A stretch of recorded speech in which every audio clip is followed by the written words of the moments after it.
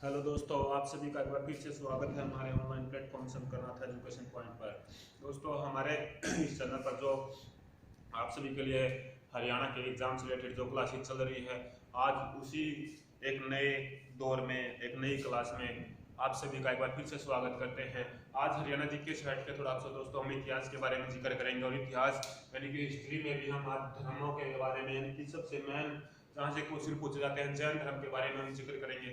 इससे पहले भी दोस्तों हमारे चैनल पर बहुत सारी क्लासेज हरियाणा जीके और अदर्स जो जीएस के क्लासेज हैं उनकी आ चुकी है। अगर आपको वीडियो अच्छी लग रही है और चैनल पर हम ये जानते हैं दोस्तों कि आप हम सभी को सेटिस्फाई डाटा देकर जाते हैं या बहुत ही क्वालिटी डाटा आप सभी को मिलता हो, तो वीडियो को जरूर लाइक करें और चैनल को ज़्यादा से ज़्यादा सब्सक्राइब करें दोस्तों। चलिए हम अपने क्लासेस को शुरू करते हैं दोस्तों और बात करेंगे जैन धर्म की। जैन धर्म से दोस्तों ये नहीं कि भी हरियाणा के ही एग्जाम में, ऑल ओवर इंडिया जितने भी एग्जाम होते हैं हिस्ट्री से जो है ना क्वेश्चन पूछे जाते हैं, और हिस्ट्री में जो ये टॉपिक जैन धर्म है ये मोस्ट इंपोर्टेंट टॉपिक है दोस्तों। यहाँ से क्वेश्चन उठाते ही उठाते हैं क्योंकि बहुत ही अच्छा टॉपिक, यहाँ से बहुत सारे क्वेश्चन बनते हैं। चलिए स्टार्ट करते हैं हम जैन धर्म के बारे में दोस्तों। मैं बात करता हूँ जैन धर्म की स्थापना का अगर मैं मेनली से बोलूँ दोस्तों, तो जैन धर्म की स्थापना का मेनली श्रेय था दोस्तों महावीर जैन को। महावीर जैन से ज्यादातर क्वेश्चन यहाँ पर पढ़ेंगे दोस्तों, तो मैं बात करता हूँ महावीर जैन की। देखिए दोस्तों, महावीर जैन जिनको कि जैन धर्म का संस्थापक माना जाता है दोस्तों, आप इस तरीके से याद कर सकते हैं जैन धर्म का संस्थापक। इनके बात करता हूँ दोस्तों मैं जन्म की। जैन धर्म का संस्थापक अगर मैं मानता हूँ तो महावीर जैन को। इनका जन्म हुआ था दोस्तों 540 ईस्वी पूर्व, यानी दोस्तों बीसी 540 ईस्वी पूर्व। बीसी या ईस्वी पूर्व क्या दोस्तों, ईसा मसीह के जन्म से पहले के टाइम को बीसी माना जाता है दोस्तों। ठीक है, आप ये याद कर सकते हैं बिफोर बीसी या ईस्वी पूर्व। ठीक है, पहले हम देखिए दोस्तों, वैसे तो ये जैन धर्म जो ना जैन धर्म के 24वें तीर्थंकर थे, यानी कि वास्तविक संस्थापक जैन धर्म के वास्तविक संस्थापक माना जाता है महावीर जैन को। वैसे सब देव ने इसकी स्थापना की दोस्तों, आप इस तरीके से याद कर सकते हैं वास्तविक संस्थापक। वैसे संस्था मैं अगर बात करता हूं दोस्तों स्थापना की, यानी कि इनमें जो पहले तीर्थंकर थे वे सब देव थे दोस्तों, लेकिन वास्तविक संस्थापक माना जाता है दोस्तों महावीर जैन को। महावीर जैन से संबंधित मोस्ट इंपोर्टेंट क्वेश्चन यहाँ से आप सभी के बनते हैं। तो मैं बात करता हूं कि जन्म हुआ था दोस्तों 540 ईस्वी पूर्व। 540 ईस्वी पूर्व दोस्तों कुंडग्राम नामक स्थान पर। 540 ईस्वी में इनका जन्म हुआ कुंडग्राम नामक स्थान पर। कुंडग्राम स्थान का नाम है दोस्तों, ठीक है, कुंडग्राम नामक स्थान पर इनका जन्म हुआ दोस्तों। इनके बचपन के नाम की अगर मैं बात करता हूँ, इनके बचपन का नाम था दोस्तों, और आप याद रखिएगा कुंडग्राम दोस्तों क्या है, वैशाली के अंदर है। कुंडग्राम स्थान वैशाली उत्तर प्रदेश,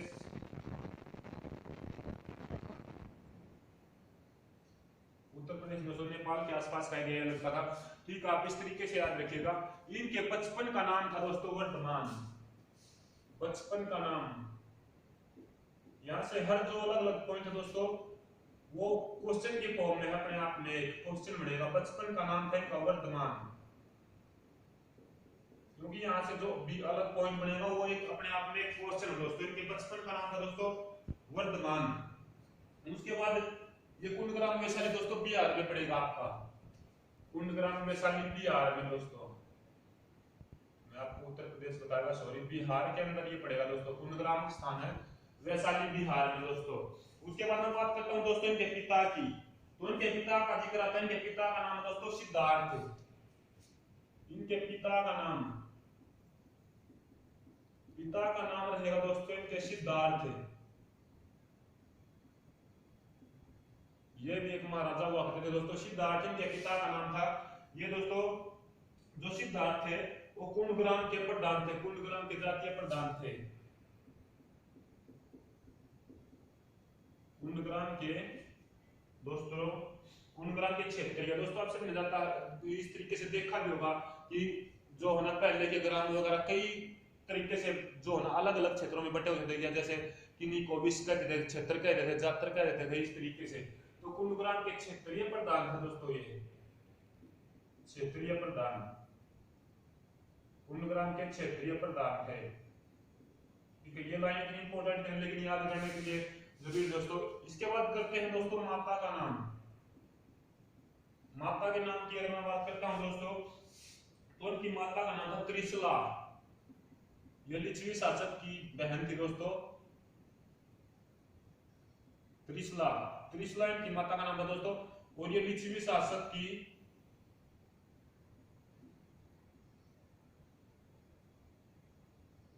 और ये दोस्तों क्या है, लिच्छवी शासक की बहन थी। लिच्छवी शासक चेटक की बहन थी।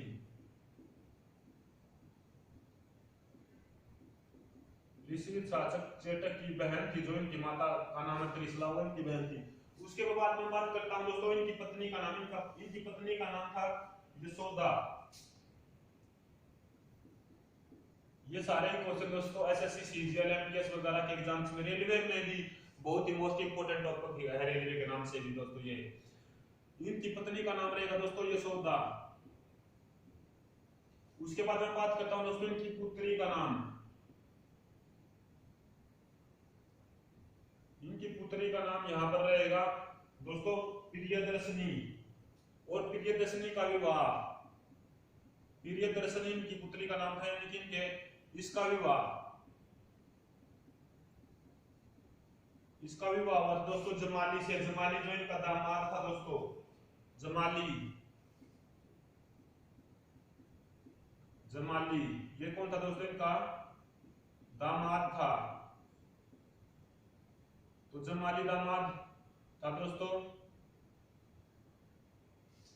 जमाली इनका दामाद था। ठीक है, इस तरीके से आप याद रख सकते हैं। उसके बाद मैं बात करता हूं दोस्तों, देखिए ये ना 14वें वर्ष में उन्हें ज्ञान प्राप्ति का, यानी कि एक तरीके से बोल सकते हैं इसके जो है जैन के ज्ञान के बारे में मैं आपको बताऊंगा। ये इनके 14वें जो है ना एक तरीके से शिष्य या ज्ञान प्राप्ति शुरू होती है दोस्तों। ठीक है, उसके बाद आगे बात करते हैं दोस्तों ग्रह त्याग। देखिए इस तरीके से जब ये ज्ञान की प्राप्ति के लिए सबसे पहले आप सभी जानते हैं कि ग्रह त्याग करना पड़ता है। वे कुछ इंपोर्टेंट पॉइंट यहां से बनेंगे। ग्रह त्याग, ग्रह त्याग इन्होंने किया दोस्तों कितने साल की उम्र में, तो इन्होंने 30 वर्ष की आयु में ग्रह त्याग किया था। ये क्वेश्चन यहां पर कई बार पूछा जाता है, किस आज्ञा से? बड़े भाई नंदीवर दल की आज्ञा से। बड़े भाई नंदीवर दल की आज्ञा से। बड़े भाई नंदीवर दल की आज्ञा से दोस्तों इन्होंने 30 वर्ष की आयु में ग्रह त्याग कर, यानी संन्यास कर ग्रह से और ज्ञान प्राप्ति की तरफ निकल पड़े दोस्तों। उसके बाद देखिए अगला बनता है ज्ञान प्राप्ति होने की 12 साल के बाद दोस्तों। ज्ञान प्राप्ति 12 साल बाद, 12 साल बाद इनको ज्ञान की प्राप्ति हुई। ये बिल्कुल पूरा सीक्वेंस में रहेगा, कहां पर किस नदी के किनारे, इस तरीके से। लेकिन मोस्ट इंपोर्टेंट पॉइंट जो पहले मैं आपको वे बताता हूं दोस्तों, एक पूरा बिल्कुल सीक्वेंस वाइज यहां से मैं आपको बताऊंगा। उससे पहले जो ना मोस्ट इंपोर्टेंट टॉपिक एक तरीके से मैं बताता हूं। इनके जो शिष्य थे दोस्तों, या फिर आप एक तरीके से सीरियल वाइज चलिएगा। यहाँ पर ज्ञान प्राप्ति 12 वर्ष की आयु के बाद हुई दोस्तों। ज्ञान प्राप्ति स्थल जहां पर ज्ञान की प्राप्ति हुई वो आपको मैं बताता हूँ। ज्ञान प्राप्ति स्थल एक तरीके से सीक्वेंस में ही कर लेते हैं, पहले नहीं मैंने था दोस्तों, यहाँ पर बिल्कुल बीच में अलग अलग हो जाए। ज्ञान प्राप्ति स्थल था दोस्तों रिजुपालिका नदी के किनारे।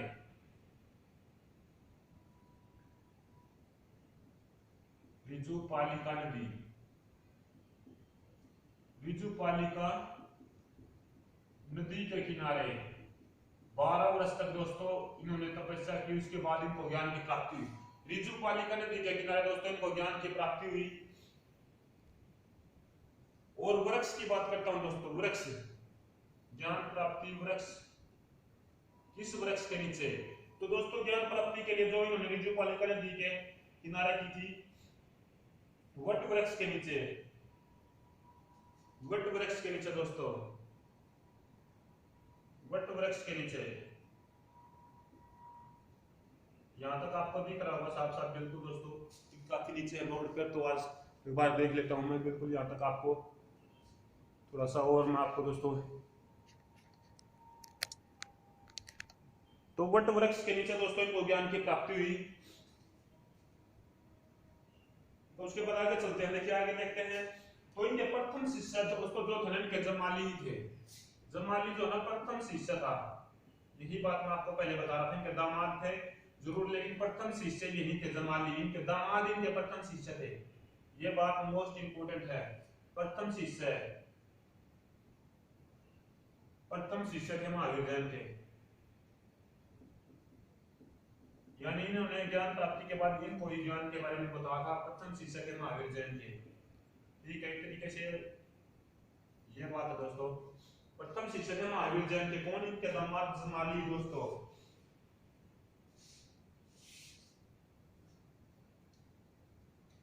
प्रथम उपदेश की बात करता हूं दोस्तों। प्रथम उपदेश इन्होंने कहां दिया था?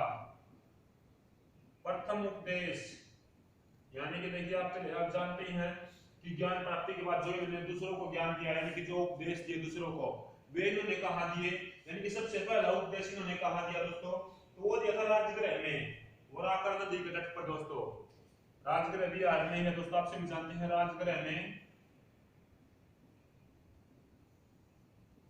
वो राकर नदी के तट पर, वो राकर नदी तट पर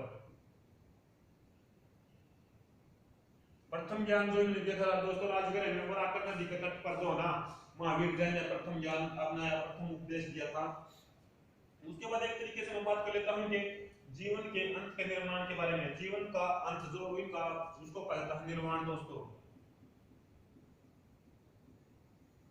जीवन का अंत, इसको हम बोलते हैं दोस्तों निर्वाण, यानी कि इनको निर्वाण कब प्राप्त हुआ था? इनकी मृत्यु एक तरीके से हम इस तरीके से इनको बोल सकते हैं। इनके जीवन के अंत को क्या कहा जाता था? निर्वाण। तो 72 वर्ष की आयु में दोस्तों, 468 ईस्वी में, 72 वर्ष की आयु में 468 468 BC ईस्वी पूर्व में दोस्तों इनके जीवन का जो अंत हो गया था, इनको निर्वाण मिल गया था दोस्तों। और ये कहां पर हुआ था दोस्तों?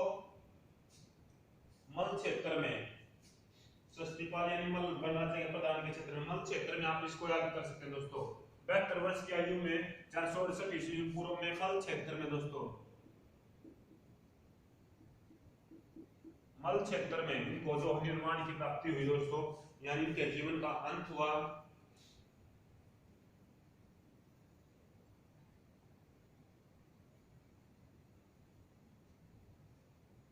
उसके बाद आगे चलते हैं दोस्तों। जो होना देखिए इसमें क्या है, महावीर जैन को ना अन्य कई नामों से जाना जाता था, वो इतने इंपॉर्टेंट नहीं पड़ते, लेकिन क्वेश्चन बनता है यहाँ पर मोस्ट इंपॉर्टेंट, जैन धर्म पर सबसे अलग प्रभाव है, सबसे ज्यादा प्रभाव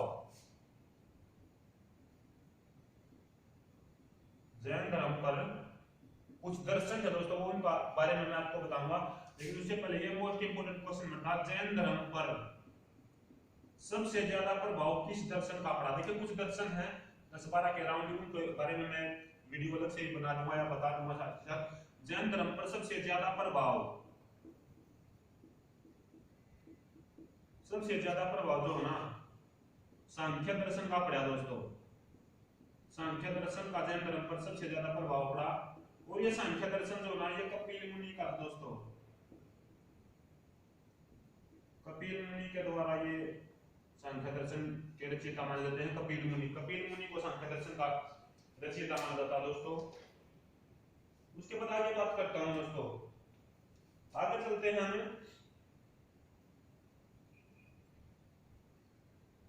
अगर हम देखें तो हमने प्रथम शिष्य की बात कर ली दोस्तों। प्रथम शिष्य कौन थे? इनके दामाद, यानी कि जो जमाली थे दोस्तों, जो प्रियदर्शनी के पति थे जमाली, ठीक है, वो इनके दामाद भी थे और इनके प्रथम शिष्य भी थे। अगर मैं बात करता हूं प्रथम शिष्य यानी कि महिलाओं के बारे में या लड़कियों के बारे में, प्रथम शिष्या की अगर मैं बात करता हूं, शिष्या लिखा दोस्तों, यानी कि लड़कियों के बारे में या महिलाओं के बारे में जिक्र मैं करता हूं, तो इनकी प्रथम शिष्या कौन थी दोस्तों? इनकी प्रथम शिष्या थी दोस्तों पद्मावती। चंपा राजा दीवान की पुत्री थी पद्मावती। इनकी प्रथम शिष्या थी दोस्तों पद्मावती। पद्मावती थी चंपा राजा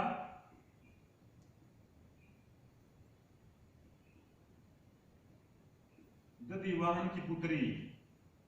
चंपा राजा दधिवाहन की पुत्री थी दोस्तों पद्मावती, इनकी प्रथम शिष्या थी दोस्तों। और ये कौन थी? चंपा राजा दधिवाहन की पुत्री थी दोस्तों। संपादक दीवान की पुत्री थी इनकी प्रथम शिष्या। अगर वीडियो आपको अच्छी लगी तो इसे ज्यादा से ज्यादा शेयर करें दोस्तों, अपने जितने भी मित्र सज्जन हम के पास हो कि ये वीडियो ग्राम सचिव वगैरह के एग्जाम के लिए मोस्ट इंपोर्टेंट हो। अभी एक दो दिन में आप सभी को पता ही है जितने भी एचएसएससी के एचएसआई डीसी हो या और भी अलग जो छोटी छोटी पोस्टों के लिए 15/2019 की जो वैकेंसी है दोस्तों, उनके एडमिट कार्ड आ रहे हैं, उनकी कुछ डेट चेंज हुई है। अगर आप ज्यादा जानकारी चाहते हैं तो हमारे व्हाट्सएप नंबर से जुड़कर या फिर जो है दोस्तों हमारा टेलीग्राम चैनल है उस पर भी जुड़कर जानकारी प्राप्त कर सकते हैं, जॉब या जॉब से रिलेटेड इंफॉर्मेशन। चलिए आगे चलते हैं हम अपनी क्लास को कंटिन्यू। तो ये थे हमारे दोस्तों जो इनकी प्रथम शिक्षा थी।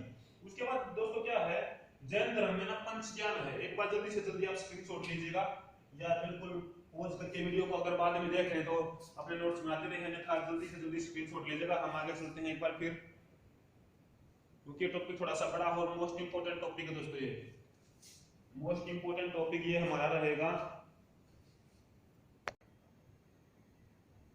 चलिए एक बार फिर से आगे कंटिन्यू करते हैं। आगे हम बात करते हैं दोस्तों कि जैन धर्म में जो ना पंच ज्ञान है,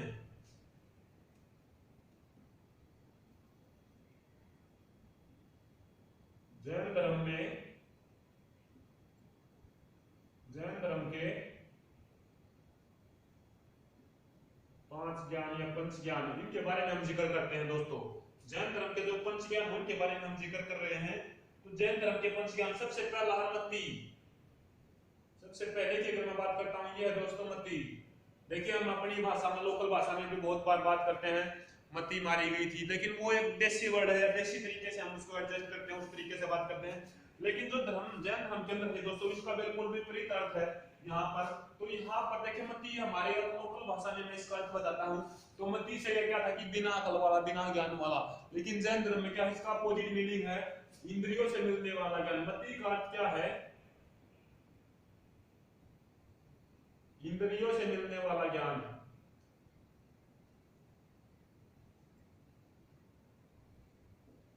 अगर आपसे क्वेश्चन में पूछ ले कि जैन धर्म में मति का अर्थ क्या है, तो इंद्रियों से मिलने वाला ज्ञान मति का अर्थ है। उसके बाद दूसरा दोस्तों हमारा पहला हो गया मति, दूसरा श्रुति। श्रुति का तो आप सभी बिल्कुल सीधा से समझ सकते होंगे, मतलब श्रुति। श्रुति श्रुति क्या दोस्तों, सुनने से मिलने वाला ज्ञान।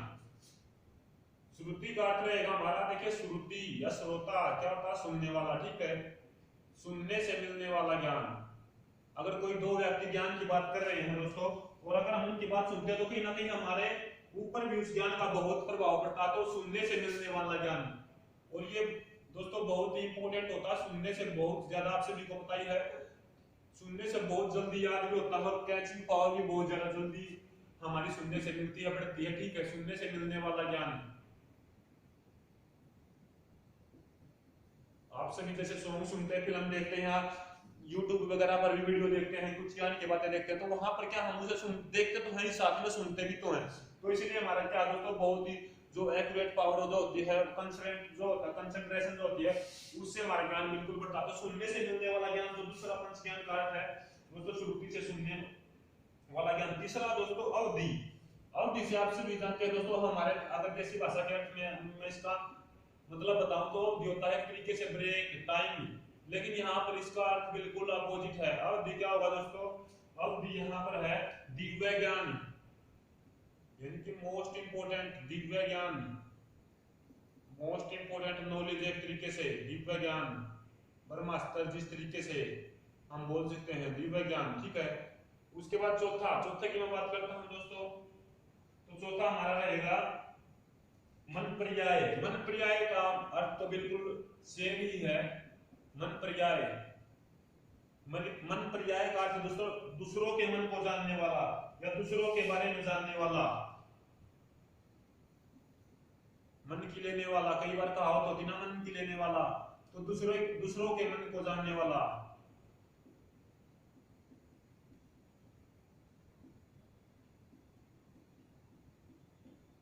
दूसरों के मन को जानने वाला, मन पर्याय। और पांचवा और अंतिम ज्ञान यहाँ पर दोस्तों पंच ज्ञान का है। पांचवा और अंतिम ज्ञान जो है वो है दोस्तों केवल्य। केवल्य से आप सभी जानते ही हैं,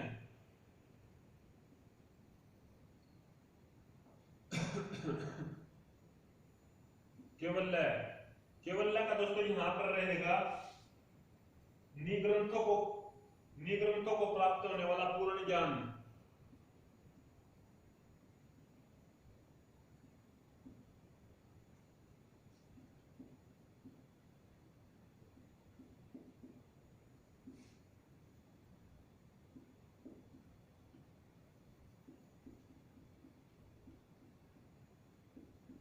निग्रंथों को पूर्ण होने वाला ज्ञान, तो ये हमारे जैन धर्म के पंच ज्ञान थे दोस्तों, पंच ज्ञान। उसके बाद आगे हम क्वेश्चन की बात करते हैं, तो आगे यहाँ से क्वेश्चन बनता है दोस्तों, महावीर के मत को अनेकवाद या स्यादवाद कहा जाता था।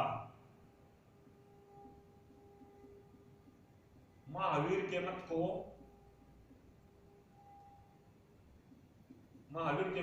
अनेकांतवाद, महावीर के मत को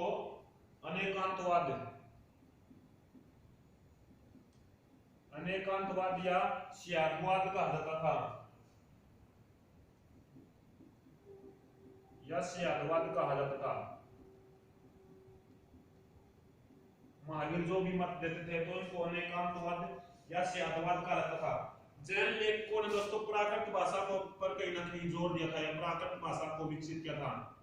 जैन लेखकों ने, जितने भी जैन धर्म के अंदर लेखक हुए हैं, जैन लेखकों ने प्राकृत भाषा को विकसित किया था। कहीं ना कहीं इस पर ज्यादा जोर दिया गया दोस्तों जैन लेखकों के द्वारा। तो जैन लेखकों ने प्राकृत भाषा को विकसित किया था।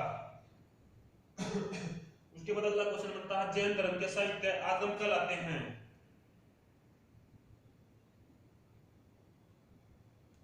जैन धर्म के साहित्य आगम, जैन धर्म के साहित्य आगम कहलाते हैं। जैन धर्म के साहित्य जो है वे आगम कहलाते हैं।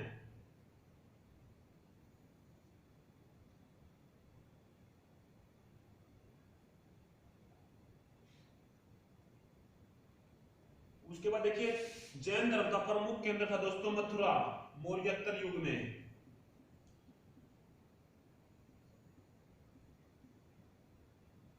मौर्योत्तर युग में जैन धर्म का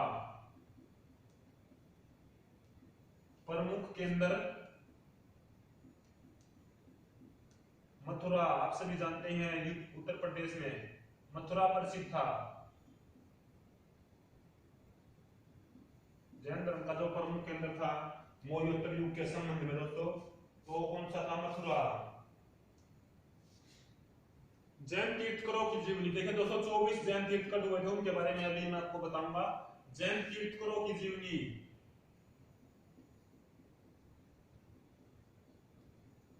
जैन तीर्थंकरों की जीवनी यानी कि उनके जीवन के बारे में जिक्र है।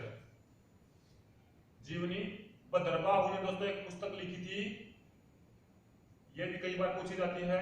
भद्रबाहु की पुस्तक कौन सी है? भद्रबाहु द्वारा रचित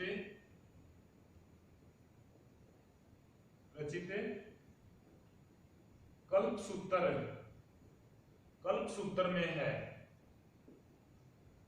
यहां तक आपको दिख रहा होगा शायद, बिल्कुल कल्पसूत्र। भद्रबाहु ने एक पुस्तक लिखी दोस्तों, यानी कल्पसूत्र की रचना की थी। जैन तीर्थंकरों की जीवनी का कहीं ना कहीं उसमें वर्णन किया गया है, यह भद्रबाहु के द्वारा रचित है। सीधा साफ क्वेश्चन ये पूछ लिया जा सकता है आपसे कि जो है ना कल्पसूत्र किसकी पुस्तक है, तो आप याद रखना भद्रबाहु की दोस्तों, भद्रबाहु की पुस्तक है।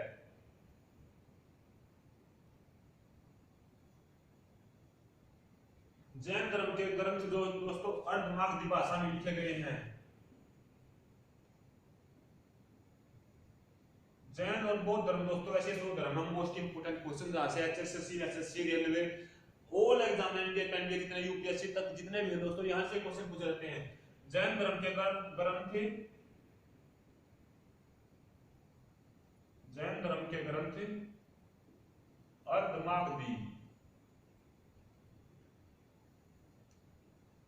अर्धमागधी भाषा में लिखे गए हैं।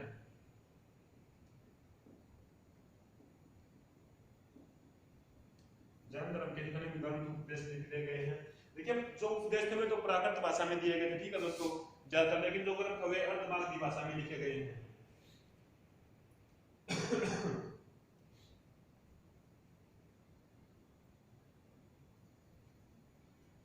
और जैन धर्म में क्या है दोस्तों, 16 महाजनपदों का उल्लेख मिलता है। ये महाजनपदों के बारे में बताया जाएगा, किस महाजनपद कौन सा था और किसकी राजधानी क्या थी, ये आपको बताया जाएगा। जैन धर्म में 16 महाजनपद, 16 महाजनपदों का जिक्र मिलता है। जैसे अंग की राजधानी चंपा, वज्जी, राजगढ़, इस तरीके से दोस्तों मिलेंगे, मिलता है। जो 16 महाजनपद थे, सबसे जो मोस्ट इंपोर्टेंट जनपद या मोस्ट सबसे बड़ा वो था दोस्तों मगध, जहां पर मौर्य साम्राज्य का जिक्र आपको मिलता है। मगध सबसे बड़ा जनपद था उस टाइम पर दोस्तों। उसके बाद आगे बात करते हैं दोस्तों, ऋग्वेद में दोस्तों 2 तीर्थंकरों का उल्लेख मिलता है, ऋषभदेव और अरिष्टनेमि। आपसे भी जानते हैं 4 वेद हुए हैं, उनमें से ऋग्वेद में 24 तीर्थंकर में से ऋग्वेद में एक तो सबसे पहले ही ऋषभदेव फर्स्ट थे दोस्तों, और ऋषभदेव व अरिष्टनेमि 23 में थे। अरिष्टनेमि ऋग्वेद में से ऋषभदेव व अरिष्टनेमि तीर्थंकर का जिक्र मिलता है।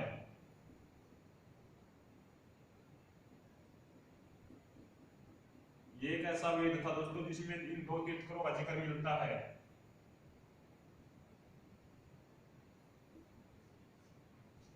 इसके बाद यहां से आगे क्वेश्चन बनता है दोस्तों कि 2 जैन संघ थे। अगर इससे पहले मैं आपको बताता हूं, जो जैन धर्म में त्रिरत्न थे दोस्तों,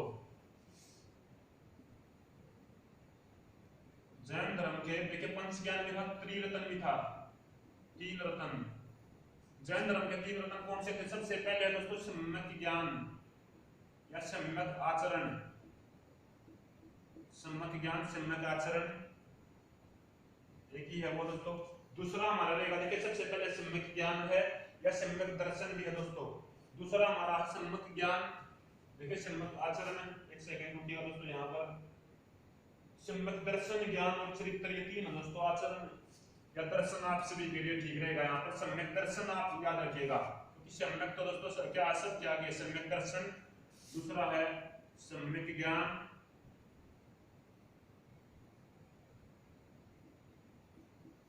सम्यक दर्शन, सम्यक ज्ञान, और तीसरा हमारा रहेगा दोस्तों देखिए सम्यक दर्शन, सम्यक ज्ञान और सम्यक चरित्र, और सम्यक चरित्र हमारा रहेगा सम्यक चरित्र। दर्शन, ज्ञान और चरित्र सभी के आगे सम्यक है, सम्यक दर्शन, सम्यक ज्ञान, सम्यक चरित्र। उसके बाद जैन धर्म में 2 दोस्तों जैन संगतियां हुई थी, जैसे बौद्ध धर्म में हुई थी। एक बार जल्दी से जल्दी इसका स्क्रीनशॉट लीजिएगा। उसके बाद आगे चलते हैं हम जैन धर्म की जो 2 जैन संगतियों के बारे में जिक्र करते हैं। यहां से भी क्वेश्चन कई बार पूछा जाता है। चलिए एक बार फिर से जिक्र करते हैं हम 2 जैन संगतियां दोस्तों हमारे जैन धर्म में हुई थी। जैन संगतियां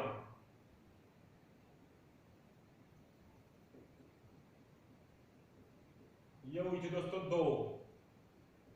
सबसे पहली का जिक्र करता हूं मैं, यहाँ पर पहली हम लिखे दोस्तों सन की बात करता हूं तो दोस्तों ये हुई थी 300 ईस्वी पूर्व में, 300 ईस्वी पूर्व में हुई थी, सन की बात है। अगर हम मैं बात करता हूं स्थान की, तो स्थान था दोस्तों पाटलिपुत्र, जिसको हम उस टाइम पर पटना कहते थे, या इस टाइम पर दोस्तों पटना है, उस टाइम पर पाटलिपुत्र हुआ करता था दोस्तों, जिसकी स्थापना उदयन ने की थी। पाटलिपुत्र की स्थापना दोस्तों ये ना उदयन हरिवंश का राजा होता था, उदयन देश की स्थापना की स्थान जहां हुई थी पाटलिपुत्र में। शासक किसके टाइम पर हुई थी? शासक यानी चंद्रगुप्त मौर्य के टाइम पर।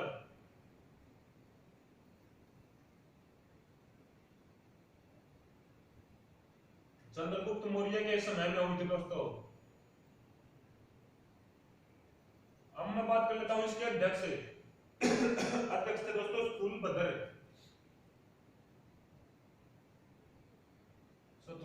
अध्यक्ष थे इसके।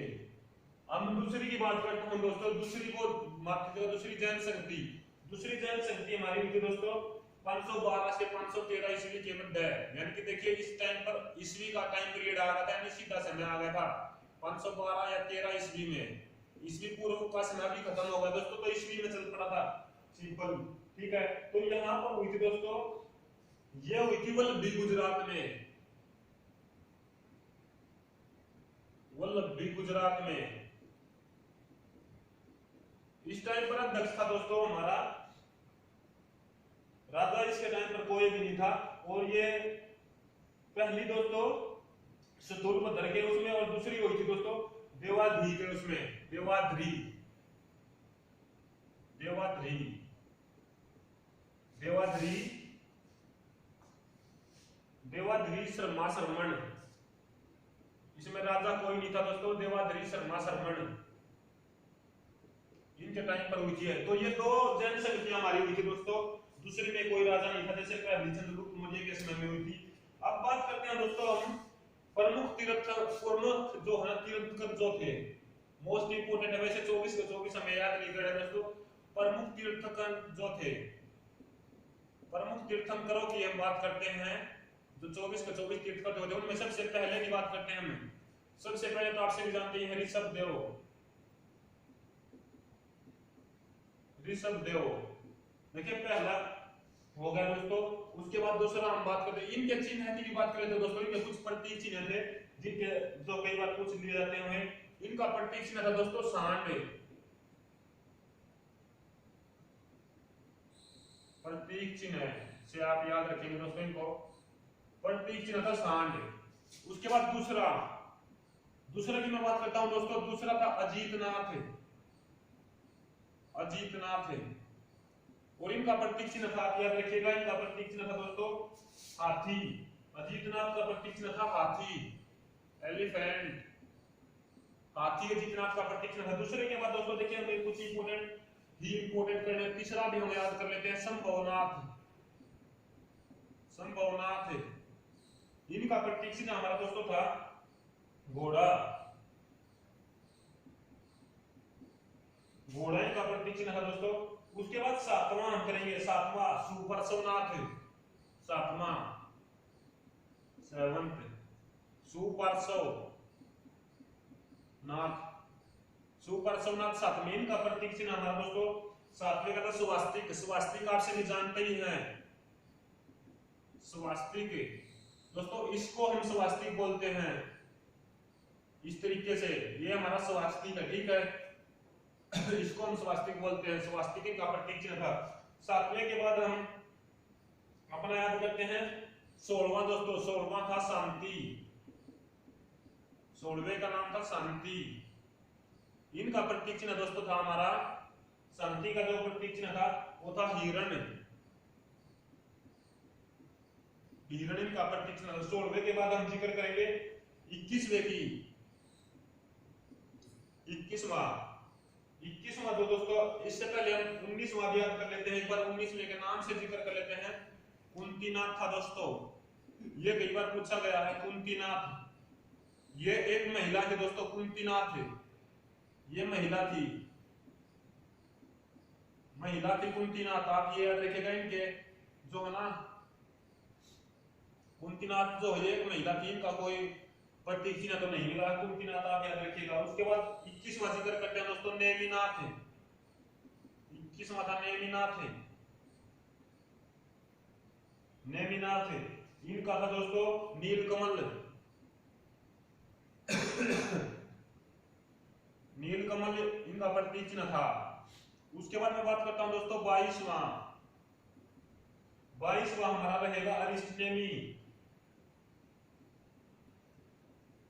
अरिस्टनेमी 22वां, इनका प्रतीक चिन्ह 22वें का रहेगा दोस्तों, अरिस्टनेमी का रहेगा शंख, जो एक वाद्य यंत्र होता है दोस्तों शंख। उसके बाद 23वां आप सभी को मैंने अभी बताया था पार्श्वनाथ, पार्श्वनाथ का दोस्तों रहेगा सरपे, सांप जिसको हम बोलते हैं सरपे, ठीक है। उसके बाद 24वां और अंतिम, 24वां और अंतिम रहेगा दोस्तों महावीर जैन, महावीर जैन, ठीक है। और इनका प्रतीक चिन्ह हमारा रहेगा महावीर जैन का सिंह यानी शेर, सिंह यानी शेर। इसके बाद हम बात करते हैं दोस्तों जैन धर्म के कुछ सिद्धांत थे। तो जैन धर्म के दोस्तों क्या है, 5 सिद्धांत थे। जैन धर्म के 5 सिद्धांत थे।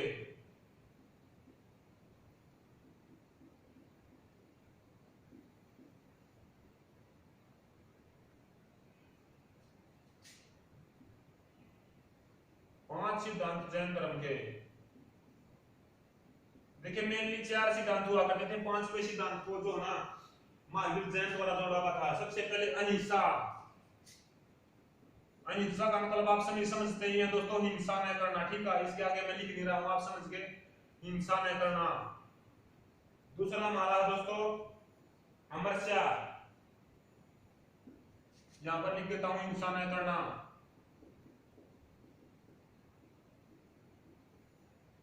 हिंसा न करना। दूसरा है अमूर्सा।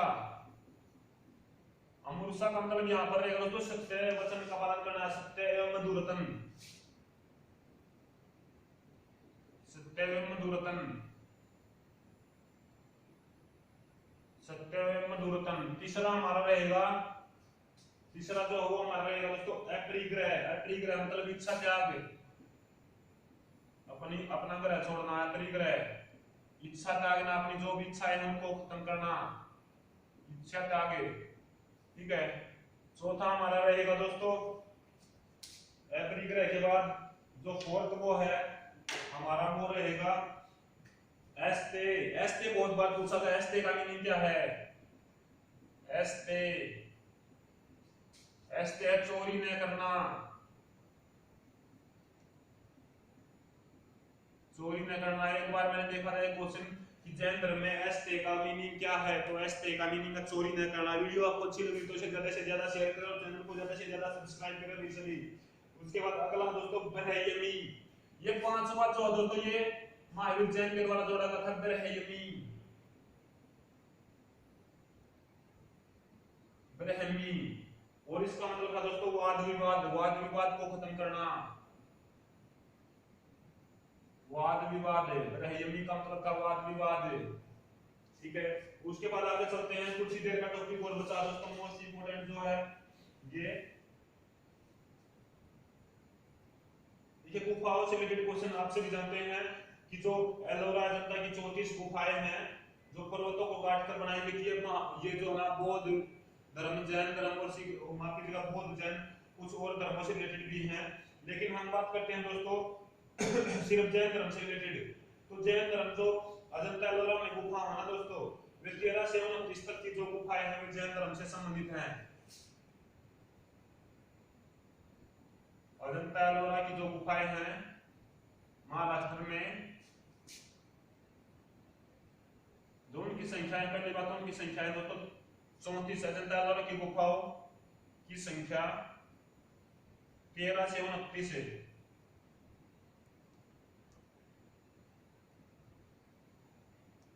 13 से 29 जो ना वे जैन धर्म से संबंधित हैं।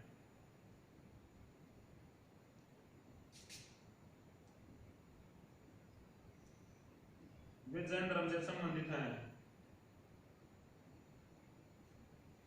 उसके बाद जैन धर्म से एक दो क्वेश्चन और इंपॉर्टेंट बनता है। कांचीपुरम या तमिलनाडु का जो है ना कैलाश मंदिर, कांचीपुरम कैलाश मंदिर, कांचीपुरम आप सभी जानते हैं तमिलनाडु में है कांचीपुरम कैलाश मंदिर।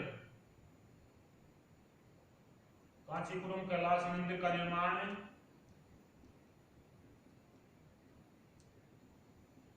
पल्लव राजा नरसिंहवर्मन द्वितीय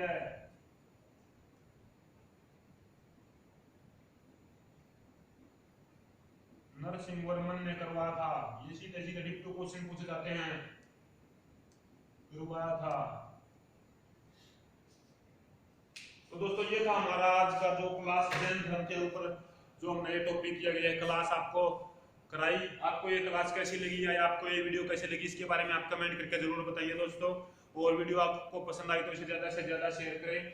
और दोस्तों आपसे भी चाहिए कि गुजारिश, वे बच्चे जो एचएसएससी के सामने आंदोलन कर रहे हैं या अपना हक लेने की लड़ाई के लिए लड़ रहे हैं, आप उन सभी का भी साथ दीजिएगा। और आप सभी से यही प्रार्थना की जो परसेंटाइल मेथड खासकर तो उन्हें विरोध जरूर करना दोस्तों, जिनका फिजिकल हुआ, जो लिस्ट में जिनका नाम हुआ आया हुआ है, जो मेल कांस्टेबल की मैं ज्यादातर बात कर रहा हूँ, क्योंकि परसेंटाइल मेथड एक ऐसा शस्त्र आपके खिलाफ चलाया गया जो दोस्तों आपके ही पैरों पर कुल्हाड़ी मारने का काम करेगा। क्योंकि जिनको ज्यादा एक्स्ट्रा नंबर मिलते हैं दोस्तों, आप सभी ने बहुत से यूट्यूबर्स की वीडियो देख ली होगी, परसेंटाइल से रिलेटेड मैं वीडियो नहीं बनाना चाहता क्योंकि बहुत सारे यूट्यूबर्स ने दोस्तों वीडियो बनाई है। ये आपके लिए एक हथियार का काम करा दोस्तों, जो आपको ही काटने का या आपको ही चोट पहुंचाने का प्रयास करेगा परसेंटाइल। तो इसको विरोध करें और वीडियो कैसी लगी ज्यादा से ज्यादा इसको शेयर करें, क्योंकि आने वाले जितने भी एग्जाम हैं उन सभी में दोस्तों मोस्ट इंपोर्टेंट टॉपिक ये रहेंगे जो भी हमारी वीडियो चल रही है। और चैनल को ज्यादा से ज्यादा सब्सक्राइब करें। आज की वीडियो में बस इतना ही। धन्यवाद। जय हिंद, जय भारत।